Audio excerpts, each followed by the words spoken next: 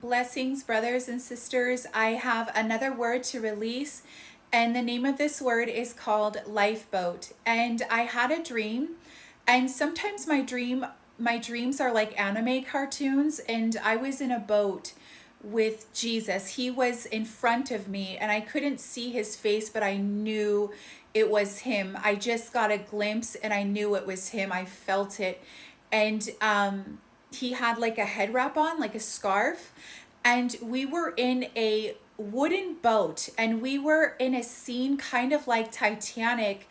There's that like really awful graphic scene where people are in life vest and they're in the water and they're freezing cold and they're like fighting to stay alive.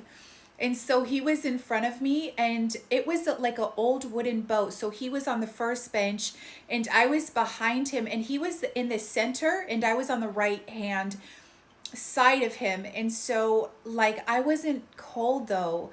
I wasn't cold. I had a wrap too and a blanket. And I wasn't in fear when I was seeing these people in the water freezing and almost like drowning, like struggling to stay alive. And behind him, on the right hand side of him, was a lamp. And so he reached behind and grabbed the lamp, and it, like his light, it just was so bright.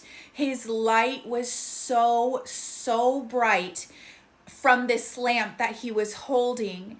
And it was like warmth had overcome like the entire ocean, like brighter than the sun had overcome the ocean. And there were no longer people struggling in the water. It's like they were teleporting from the water to the boat, but they were coming on dry. In this boat, there was no maximum capacity. There was an infinite amount of room on this boat.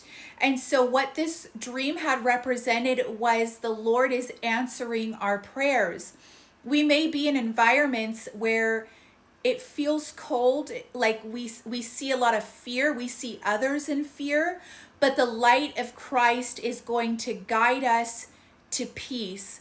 The light of Christ is going to guide us to prosperity, both in the spirit realm and in the natural realm.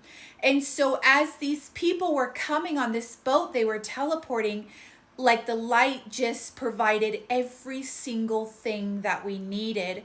And this light also also represents those that we've been praying for as well, those who are not saved or those who have left the faith. There's some sort of prodigal movement going on in their life, some sort of prodigal circumstance, and the Lord is hearing our cries and he's hearing our prayers. And it's not going to be easy. It's not always going to be comfortable, but he's always going to be a light unto our feet.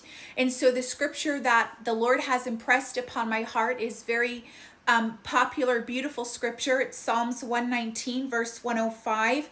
And it says, "Your word is a lamp to guide my feet and a light for my path."